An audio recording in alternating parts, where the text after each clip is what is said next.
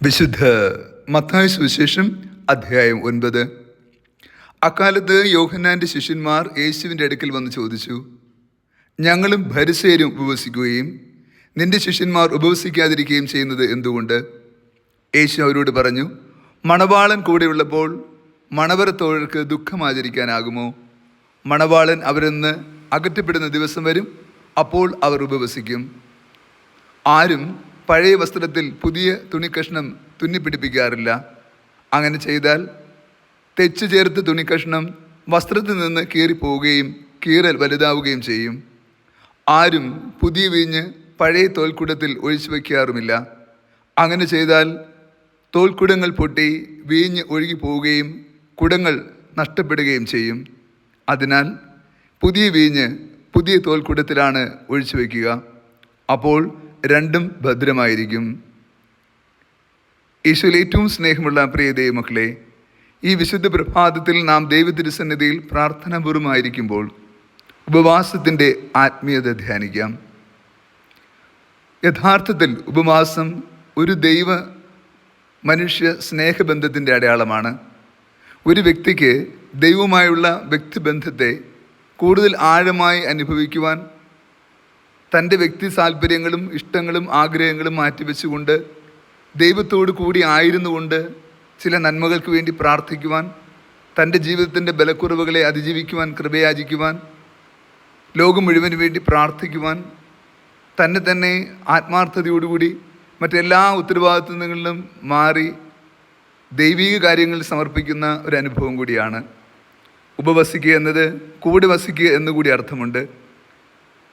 നമ്മുടെ ഇഷ്ടങ്ങളിൽ നിന്നും ആഗ്രഹങ്ങളിൽ നിന്നും മാറി ദൈവത്തിൻ്റെ ഇഷ്ടത്തോട് അവൻ്റെ പദ്ധതിയോട് ചേർന്ന് നിൽക്കുവാൻ നാം പരിശ്രമിക്കുന്ന ഇടം കൂടിയാണ് ഉപവാസം. എന്നാൽ അത് ഒരു ആചാരത്തിൻ്റെയോ അനുഷ്ഠാനത്തിൻ്റെയോ ബലമല്ല നാം നൽകേണ്ടത്, മറിച്ച് ആത്മാർത്ഥമായ സ്നേഹത്തിൻ്റെയും സമർപ്പണത്തിൻ്റെയും അടയാളമാകണം. മണവാളൻ കൂടെയുള്ളപ്പോൾ മണവറത്തോഴർക്ക് ദുഃഖമാചരിക്കാനാകുമോ എന്ന് സുവിശേഷത്തിൽ യേശു ചോദിക്കുന്നു. അതെ, നാം യഥാർത്ഥത്തിൽ ഉപവസിക്കുന്നുവെങ്കിൽ അത് ആത്മാർത്ഥറിഞ്ഞ ഹൃദയത്തോടു കൂടിയാകണം.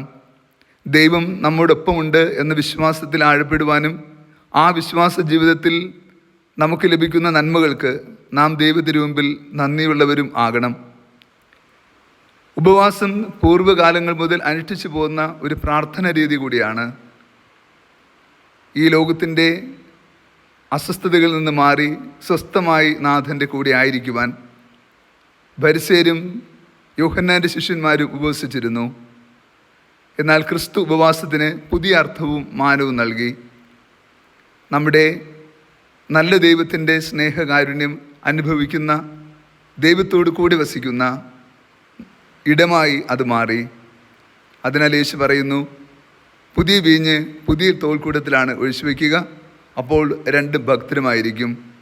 നമ്മുടെ പഴയ ചിന്താഗതികളെയും ബോധ്യങ്ങളെയും അതിജീവിച്ച് ഈ കാലഘട്ടത്തിന് അനുയോജ്യമായ നന്മ നിറഞ്ഞ ചിന്തകൾ ഹൃദയത്തിൽ സൂക്ഷിക്കുവാൻ, നമ്മുടെ ഇഷ്ടങ്ങളും ആഗ്രഹങ്ങളും മാറ്റിവെച്ചുകൊണ്ട് ദൈവത്തിൻ്റെ മനസ്സിനൊത്ത് നാഥൻ്റെ കൂടെ ആയിരിക്കുവാൻ നാം ക്ഷണിക്കപ്പെടുന്ന അനുഭവം കൂടിയാണ് ഉപവാസം.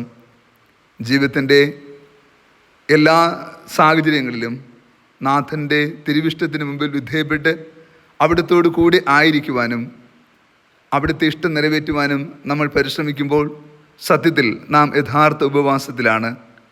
നാം അവരിന് നന്മ ചെയ്യുമ്പോൾ, ദൈവത്തിൻ്റെ വചനത്തിനനുസൃതമായി ജീവിക്കുമ്പോൾ, സഹോദരങ്ങളെ സ്നേഹിക്കുമ്പോൾ, അവരിന് ദുഃഖമോ നൊമ്പരമോ നമ്മളിലൂടെ നൽകാതിരിക്കുമ്പോൾ, നാം ദൈവത്തിൻ്റെ പദ്ധതിക്ക് അനുസൃതമായി ജീവിക്കുമ്പോൾ സത്യത്തിൽ നാം ഉപവാസത്തിലാണ്.